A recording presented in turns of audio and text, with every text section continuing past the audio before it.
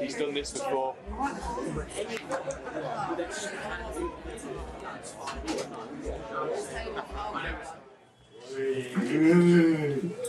Oh. Luke, Mike Tyson. Yeah, that's the one.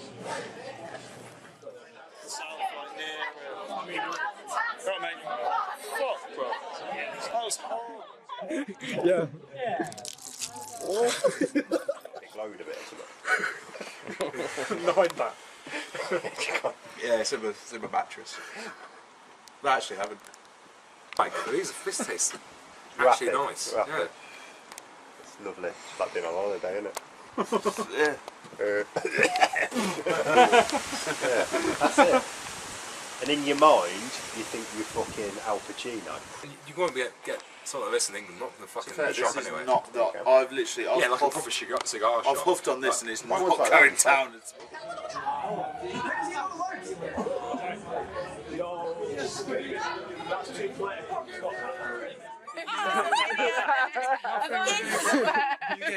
It's been too long. We might have done this too long. We only love love. We've been doing this for too long. We've been loving each other. Go kebab.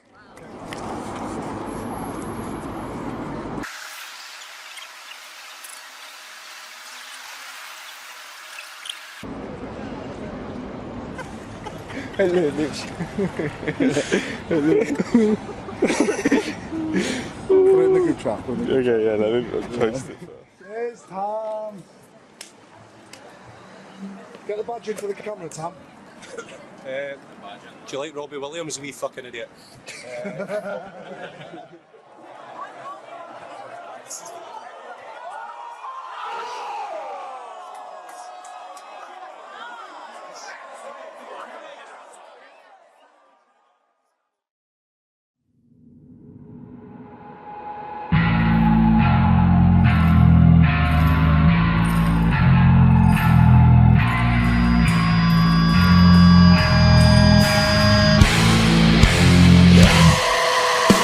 Fucking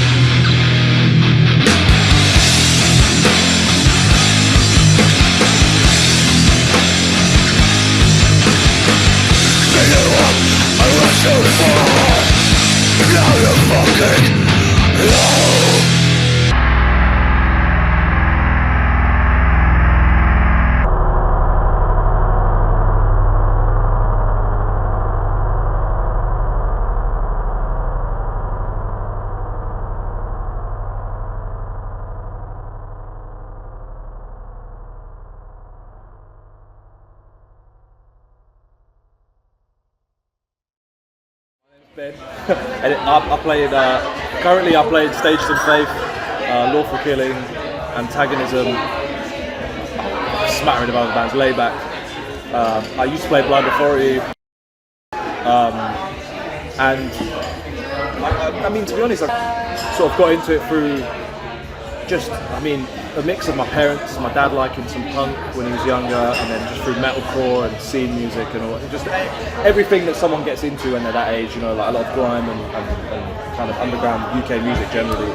And that was the one that stuck the most. And then once you go down the rabbit hole, you dig deeper and deeper, and you just sort of just get into it. I am Max. I'm from Higher Power, live in Leeds, and I got into hardcore, I guess, through my parents, being bikers, being into rock music and stuff like that, and then obviously through that you get into your own shit, so you go through your own music phases. Obviously Kerrang existed, got into MTV, Scuzz, got into loads of metal bands on there, and then like, I guess you get older, you discover the internet, and I'm of a time where, I'm not an old head by any chance, but like, I'm of a time where we used to go on to Last FM and find a band we liked, find all their records and go on to Blogspots and download stuff from Blogspots.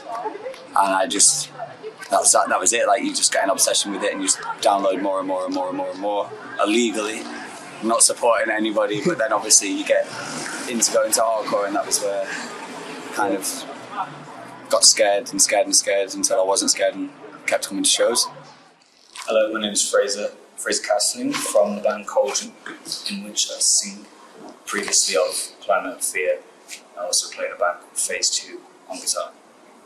Yeah, I mean, first of all, me and Zach, who plays drums in Cauldron, we come from somewhere called Worcester, which is 40 minutes south of Birmingham. So Worcester kind of had a hardcore scene, but not really. More had just like an alternative music scene, but even that was very small and very there just wasn't much going on. So we'd always come to Birmingham to go to shows, the kind of bigger Oath Academy sort of thing. This is Sam. I sing in the Flex and the Fate because I can't play any instruments, and just gonna have a little chat about how I got into hardcore and what I think of the current scene and how it compares to when I was getting into stuff. Yeah, so I think, which is like very common within a lot of my friends up north of a similar age, like the deathcore route was massive up north, like these bands that kind of really never left the region but were like huge within their own rights. And there used to be these gigs on there in Leeds, it'd be like 50p matinees, and it'd be like the worst deathcore band you ever heard. But like you'd go because it was something to do when you were like 15, and then kind of that started to merge with a label called 30 Days a Night, and they do an all-dayer, and it'd be like those bands like Eternal Lord and like Azrael, but then Dead Swans would play. So then you go on from there, and then you find about Bridge 9 and stuff, and then I kind of felt it was my duty to be a bit more of a historian, and then I looked back at all the 80s stuff and kind of went from there, really. I'm Joey Drake. I do vocals for Split Knuckle, drums for Bun Them Out, drums in CV6, a couple of other bands like that. Been into this for, I don't know, man. I don't even know, maybe like 13, 14 years. I don't know, but yeah. So I used to play in like,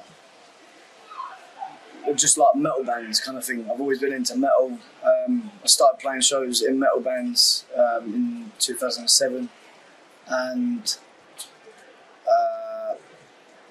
I don't know what it was. I think without realising it, we was like a metalcore band. We had like breakdowns and shit like that. But I think we was playing with some like hardcore adjacent bands, whatever, at some point, and it was just this guy that started like hardcore dancing to our set and that. And I'd probably seen like from like old deathcore videos, like geezers like hardcore dancing and shit like that.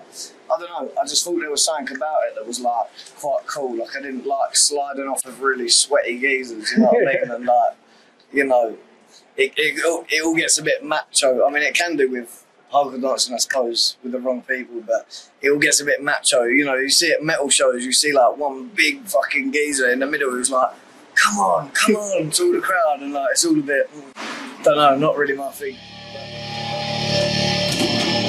Fucking shit! Give me the fucking gun! No fucking time!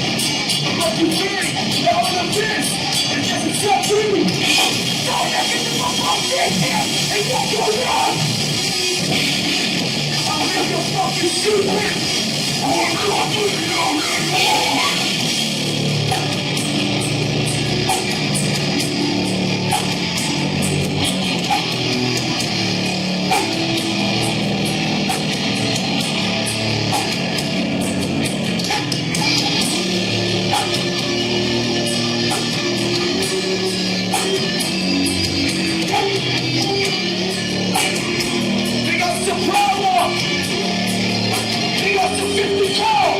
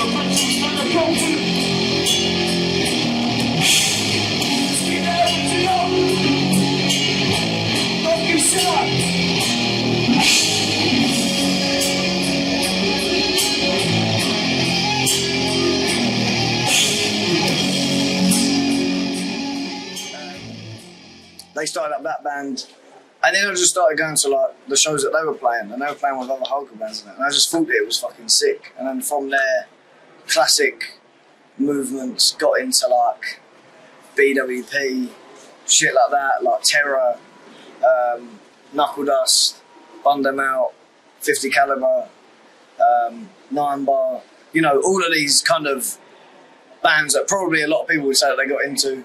And I don't know, like, what I loved about it was that the people who are considered like the peak of, you know, this kind of style of music, this scene, whatever, I love that they were asking you for a lighter in the smoking area, or they were, you know, walking past you, and, you know, we all mix with each other and shit like that. And I thought that that was, I still think that that's like quite a powerful thing. Like, I like the fact that you can just kind of go up to any of these people from bands and they're just normal people. Like, you ain't got like, I don't know, there's no rock star shit, or there shouldn't be. And yeah, I really liked that. I like the fact that, you know, people go to the shows, you know, you're playing bands, if actually playing the music, or, you know, playing an instrument or being a vocalist, whatever isn't your thing, you know, you could do a zine, you know, do a label, whatever, or just support the shit and buy merch. You know, you don't have to really be doing much, just supporting the thing and also encouraging other people to get into it. But like the first thing that I remember really was just that everybody was in the exact same position. You felt like you were on the same, like, you just felt like you were around your people. I felt like I was around my people for the first time, you know, like people who have like, their music taste has evolved in a very similar way, people from similar backgrounds and stuff. And you're meeting all these people and you're like, I don't know, you can see yourself in everybody. And the Birmingham scene was always really exciting because it was so busy. There was always shows on. There's a large promoter in Birmingham called Surprise You're Dead. They were always putting on a mixed, like a huge range of shows. They still are now. But they also put on hardcore shows, and they always put on Birmingham bands for local supports. So you really got to know all the bands, and it was just exciting for us to come from like a small city, coming to Birmingham and see all of the stuff going on here. There's nothing special about my story. I didn't walk into a show where fucking like by accident where people were fucking like head crawling and stuff like that. I found out about it through the internet. It's quite like typical of our generation. To me, I think the best thing about hardcore is just that it's just normal brothers doing normal shit. I know that sounds really cliche, but it's just normal people with their everyday lives getting on with stuff and then playing hardcore music. And it's not like this big thing of it's not like big, you know, there are a lot of egos, but it's not centered around that. It's just centered around people being like, you know, this is something fun that I like to do. And I hate to use this word, but it is like a hobby. And I don't want that to mean like, because usually when you say it's like a hobby, people go, oh, hobby is just like a little activity you do. Hardcore's more than that. No, to a lot of people, hobbies are more than that. They're very important to people. And to me, this is a very important hobby. And it's something I'm proud to tell people about if they ask me about it, if it comes up in conversation. I used to be a bit embarrassed when I was younger, but, you know, yeah.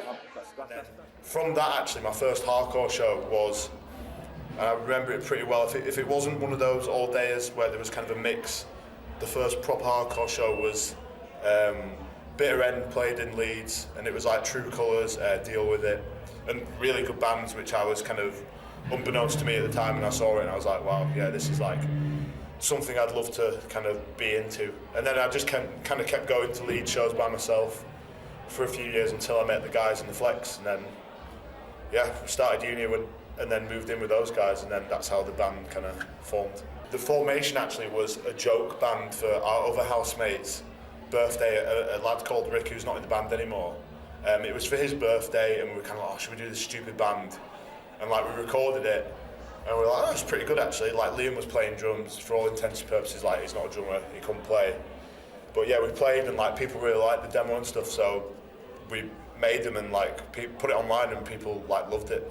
I think we just got lucky at doing that style at that time, as it really seemed to be like at the cusp of when it was in. Like you had a lot of these Boston bands like Boston Strangler and Waste Management and stuff that were kind of really getting up there, and then UK didn't really have the equivalent of that. And then we were like, I just fucking stole loads of lyrics from those guys basically, and like the sound and stuff. And yeah, that was really big at that time, so I feel like it kind of helped propel it here as well. There was a guy in the piercing shop where I used to get my ear stretchers from, who was like, stop listening, because I used to listen to a bit of metalcore and deathcore and stuff like that. He was like, stop listening to that shit and listen to fucking real shit, listen to real hardcore. And this was my Stoke old head, it's called Hippie. And he gave me a bag of CDs, which was like Earth Crisis, Firestorm, Drop Dead, but every single one of their songs on a CD. HHH Stand, which was a split of two bands, HHH and Stand. That's an old UK split from like early 2000s of like, I think they were from Grimsby in Peterborough, where there used to be a really popular hardcore scene a long time ago. But I remember that. I don't remember the songs really, but I remember that sticking out to me. There was, yeah, like the Earth Crisis Firestorm EP stuck out to me when I was getting like in stuff, but there was also like some Ruction CDs in there, and I remember being obsessed with Burn Them Out and Introduction. Because people act like they've never stood in their bedroom when they was younger and done some shit, yeah. This is what I find funny, is people just act like one day they was at a show and they just heard something and then they just started doing some bollocks, right? I'll tell you the geezer for me, right? Because I would not lie about it. The geezer for me was Sam Atkins, Bait Sam, LBU geezer, right? There was old videos that it was from, but I was at Ninja Fest in 2013. I can't remember if it was 2013 or 14, whenever it was. I was there. I see this geezer, just the way that he was doing what he was doing. I fucking loved it, mate. Like seeing my geezer just jump and do a fucking 360 and then put his leg over there. I thought that's fucking sick. You know what I mean? Like, I thought that's fucking well good. So that's where I got most of my style from. Is his style, and I've told him that. And I can't lie. There's some of you out there that's fucking taking some shit from me, you know what I mean? But it's cool, that's what we all do, you know what I mean? It's all like, I don't know. It's sick, like, it's a good feeling though, you know what I mean? It's a good feeling, like, it's a fun thing to do and people don't fucking realise it.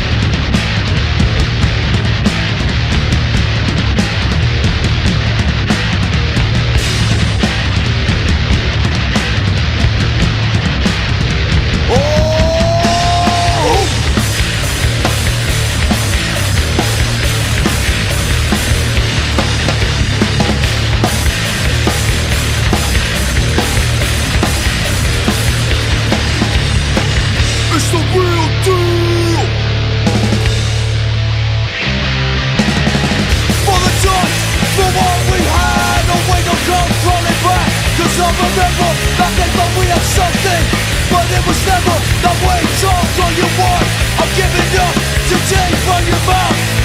Never cared any way I look at you. I've got no words to say.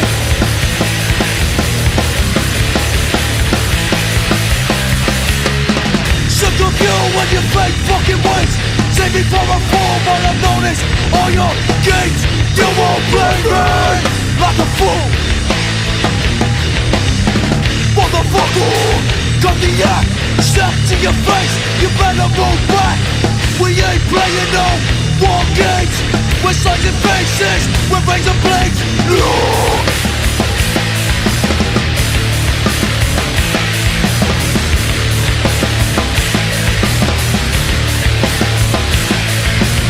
Pulling no bitch, come on, bro. If they get in your way, throw a brick in this stride. No longer will I run and hide. Let it out the wind, step aside for the dust. For the dust, motherfucker, no.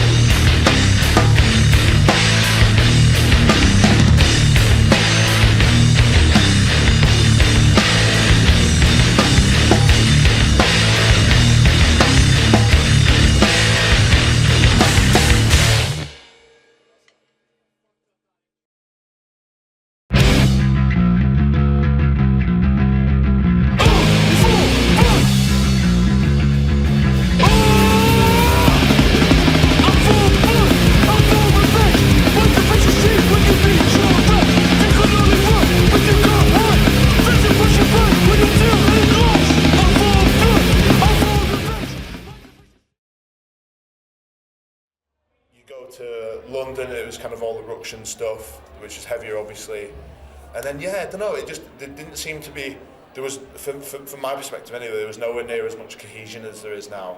Like, it was very much split off into different cities, and this city has X sound, and like this city has that sound, and yeah, now obviously it's such more of a melting pot. I guess that's down to like so many different like contextual factors and stuff, but yeah, it's way better now that like you can go to a gig and see like a really good mix bill, and like both of those bands that are so different are just as good as each other and stuff. So like I think that's a really good thing, rather than just like listening to the same like cross band 6 times. Yeah.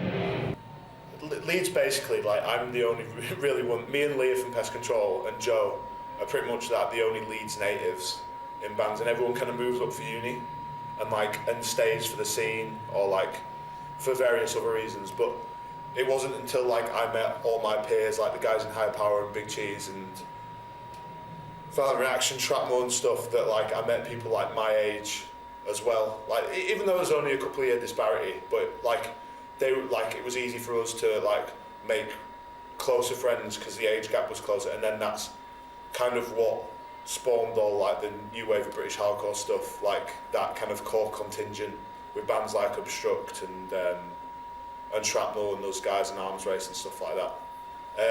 But I think it's so much better now, because I feel like people are way more welcoming than they were. Not to say that I was ever like ousted, but I think people are like way more inclined to talk to like younger people at shows, and just be a bit more open-minded about that kind of stuff, and like making friends and associate and like acquaintances that wouldn't necessarily have happened when I started going, like, because it was not cliquey per se, but it was kind of in specific age groups. So I think it's way better now, like in that respect.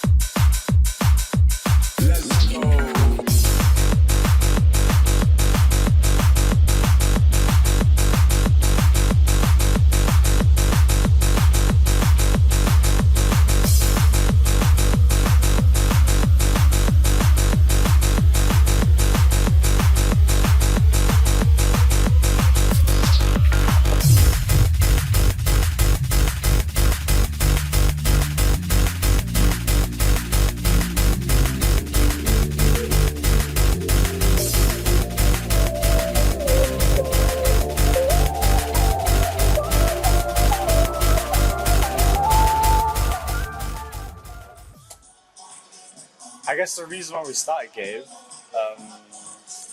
more of like, there wasn't anything that, any aesthetics that we fit into.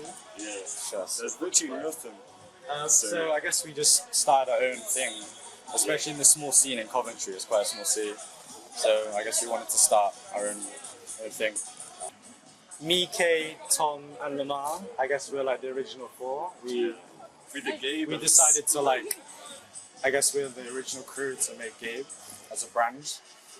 Me and Kay, we like kind of elevated to a business standpoint, and then Tom and Serena like on the music scene. So it's kind of like it's not split in two, but there's a lot of various parts. Yeah, it's more like a not a vibe, but there's not a singular brand. You handle like the clothing side. Yeah. I like organise the parties or whatever. Serena, resident at Gabe. She does the mixes. Shimon here, he does everything from the coding, all the He websites, made the whole everything. website. I'm not really Gabe, but The entire website from scratch. Yeah. He did So, everything. A lot of props to Shimon as well. Shout out Shimon. Yeah. I don't even know what I'm going to say. This is Kay. Past 2 days he's been banging out t-shirts and all this Yeah. designer shit, so He's been props to printing him all that too. shit. Same with Lamar, he's been helping like packaging like crazy. He's been filming everything a lot too. So do you. Yeah, Legend I'm more films like an everything. all-rounder, you know. Yeah, he does everything. Minus the music side. Yeah, but we'll come Maybe. down to We'll Coventry. come back to Coventry during the holidays. We'll throw some hardcore. The Christmas. You are film? Yeah. Film. Yeah. That's when we'll be back. The Christmas special. Yeah. Christmas special. Yeah. Yeah. Is there anything else that you want to say? Gabe. That's all it is. It's Gabe. We're just hoping it gets big, we grow. Who is Gabe?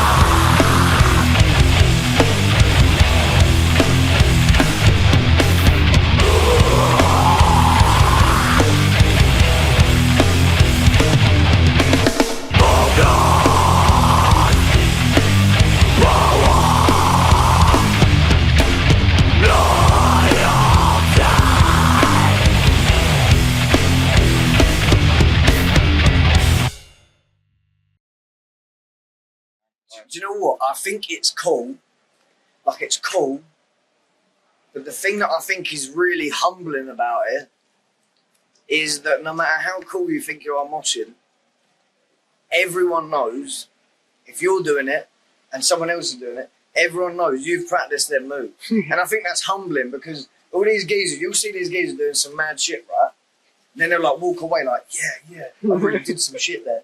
And it's just like, bro, come on. Yeah, you did that shit because you practiced that sequence a fucking million times in your mum's living room, and then you spanked your hand off the light and the ceiling. You know what I mean? Like, I think that's a humbling thing. I don't think there's anything wrong with that. It's humbling and it's a positive thing. It's like, we are all equal. We're all just fucking loser idiots. Like, none of us are cool. Like, we might think that, you know, someone else is kind of cool from the scene or whatever, but really and truly, we're all just fucking listening to some weird fucking music that only makes sense to us, which, that's the best thing about it, isn't it? Most people I know in hardcore, it's the same story. Like, I know the people that I know through my life, in other facets of my life, through just, you know, growing up in an area, or going to school, or going to college, or going to work, and having, you know, extracurricular activities or whatever, and interests. But hardcore will introduce you to people like, how would I be able to meet now? We're at this 3 Knee Deep show. How would I be able to know someone from Tampa, Florida, and act like we're mates, even though I don't actually know the people that well? It's like, it's a weird instant connection you have with people, and that's one of the things I like about it. You just get, it's almost like you can just pick up from where you left off with someone you didn't even know that. My old band, one of the first times we played Birmingham, we played a show at Rainbow, and we played with these other bands that just didn't care, and like, we watched them we played whilst they were mocking us whilst we were playing, stood at the front, just like, everything I'd say to the mic, they'd repeat and just mock. And then like, 3 years later, the Colton Subside headline show for the Last Words release was sold out. It's just an insane show people have travelled to from everywhere. 2 polar opposite experiences. And that really showed the growth of a scene where no one came to this one show bar the bands, and then the bands weren't even supporting the other bands. In fact, they were ridiculing them, to us headlining and it being like a crazy good show, really good like vibes for everybody that went. I think everybody had a good time on that show. There was no issues for the whole thing. But now you've got things like Northern Unrest, which are like fucking killing it, and that's like really good to see all of those bands, like Demonstration of Power and like everything that's going on up there, like Despise and stuff, like they're all fucking crazy right now. And I feel like their golden era of hardcore will be however long this span is for them. Do you know what I mean? Like, everyone has their own period or whatever, but UK hardcore definitely since 2010 has been so much better than maybe like shows I went to in 2007, 8 and 9, where it would be a headline USA band or maybe 2 and then some UK bands, but no one ever really gave a fuck about UK bands. Like, there are bands that like should have got way more recognition, like Cold Snap should have got way more, like they deserved way more credit. If they came out a few years later, people would be fucking revering them in such a high regard and stuff like that. And you know, there was like definitely a dry spell in the UK while I was coming up into it, but it was still exciting. I still loved it. I still wanted to see more of what it was and be involved in it and stuff, and I'm still here now, so. Yeah, that's sick.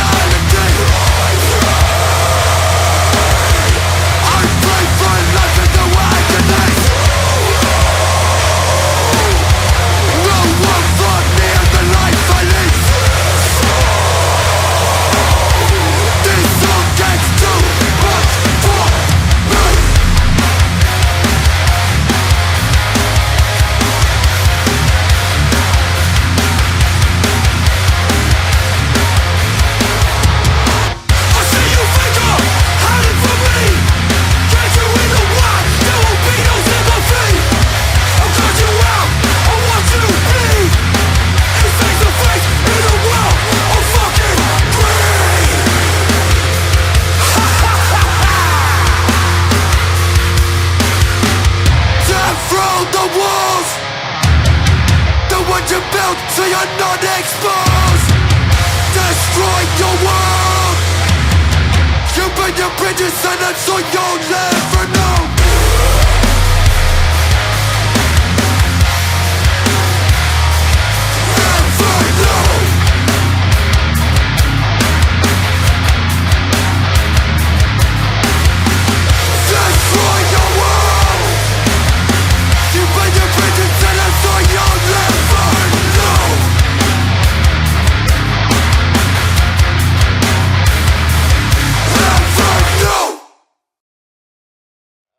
That's one of my, like, I really enjoy looking at that aspect of it, because ultimately I do think that's, outside of the bands and the songs being good, like, crowd participation is the most important aspect of a show, and that's what ultimately makes it good. Even if you're either moshing and involved or just spectating, it makes it such more of a immersive experience.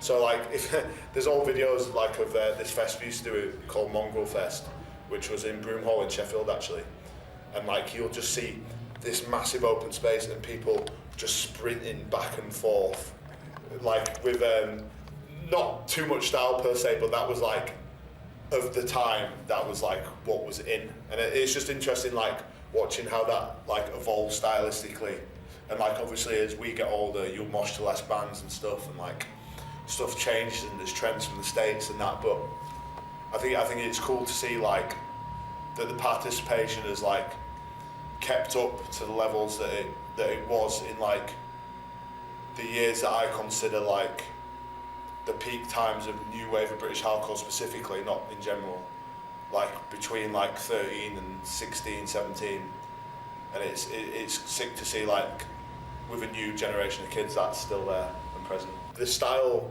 formed from that was arguably a bit more organic than it was for like people now, because like anyone can kind of copy a style they see on a video or something, but like early noughties, like you had to delve the depths of the internet to see any like videos like pre-YouTube and stuff. So yeah, I think that's really cool as well, like seeing the regional differences as well in that sense, and like differences in scene, like I said, kind of when we were doing these fests with bands like kind of from our lot, like you would see like a stark difference in the moshing style from like down south and stuff. Hi, I'm Seb. Nice to meet you. This is the first thing I'm going to get. Pringles, original. It's only £1. As we know, Pringles have recently gone up quite extortionately in price, so I'm keeping it low key. It's £5 much. You only have £1. You got £4 left.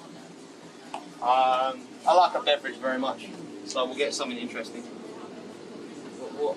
That's the question. Orangina makes you think of being on holiday. Never seen a strawberry and watermelon one of them before. That's interesting. Alright. What have they got going on here? They got fucking tongue shit. Right. Sorry, Dane. Stop thinking about. We're gonna go for the orangina. So that's £2.15. What do you think we're at now? £3.45. Quick maths. Quick maths. Should you get one of these as well? Whoa! Come on, man. K8, you gotta get the exercise. We do that and then get like some sweets. That's probably veggies. Ah, yeah. Get a Haribo funny. Haribo for mix. That's a lot. That's the lot. That's the lot. Yes, please, mate. That'd be fantastic. What are you saying to this? Very sweet. I wouldn't have went with 3 drinks. I would have held it down with like Go on. That's 5 Oh, it's went a little bit over, Dave. It went over. La Bodega del Barrio Limited, man. This is real shit right here, man. It's called a bodega. They call shit like that in New York, bodegas. But we got one here. We gonna do about it? Nothing. Oh, mate. Brings me back.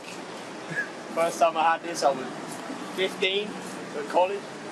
This shit's fucked up, man.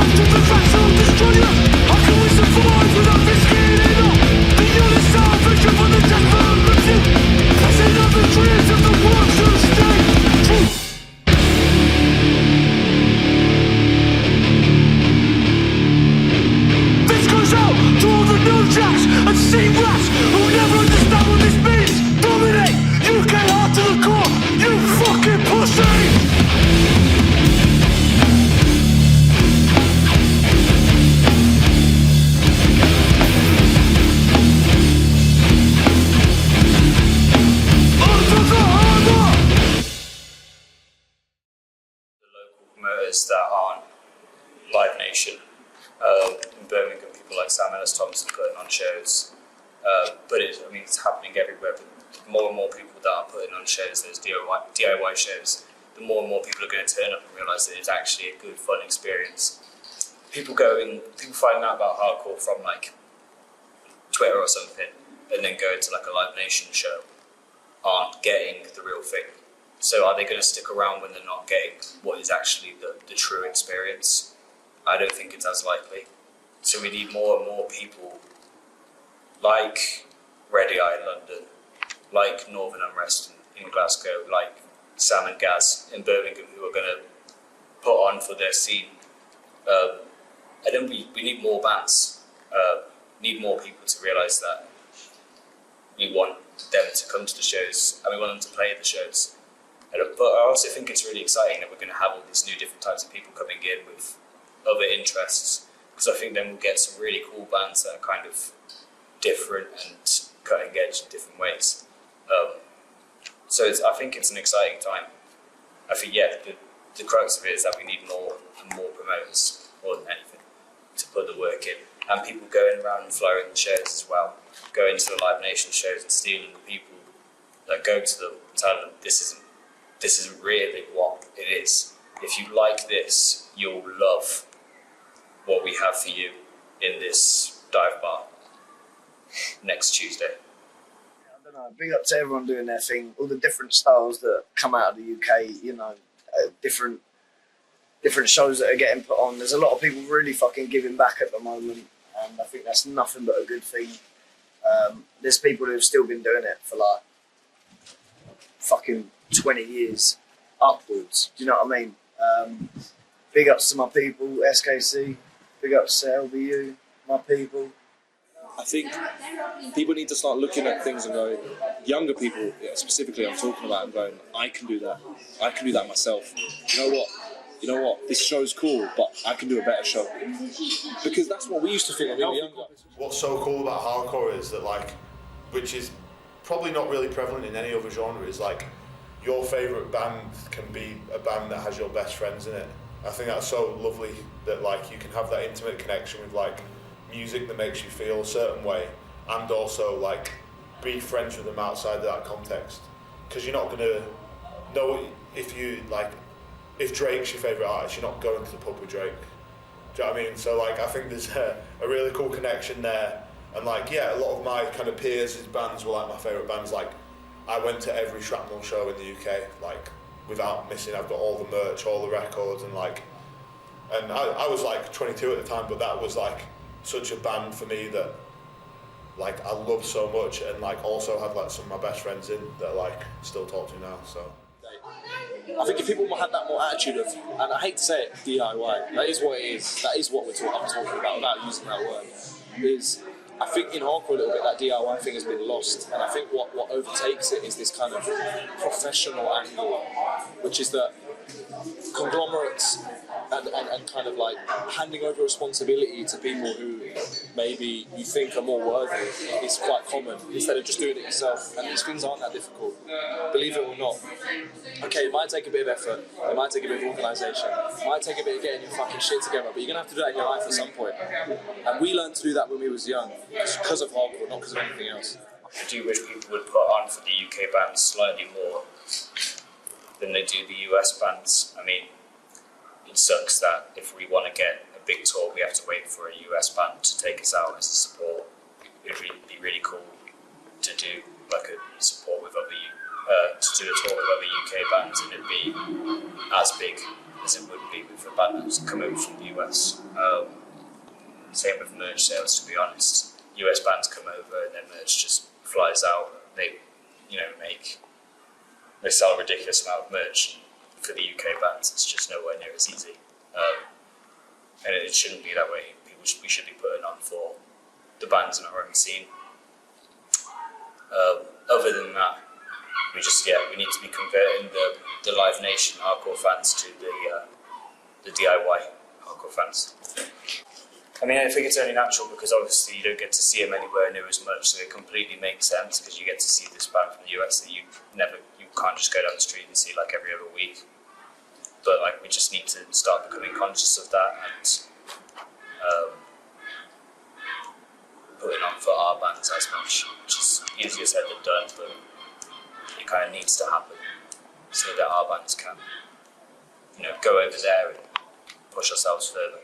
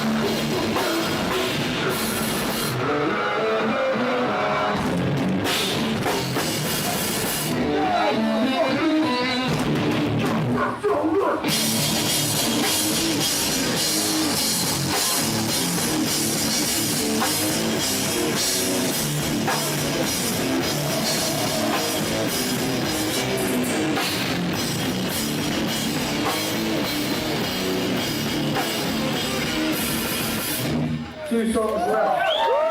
2.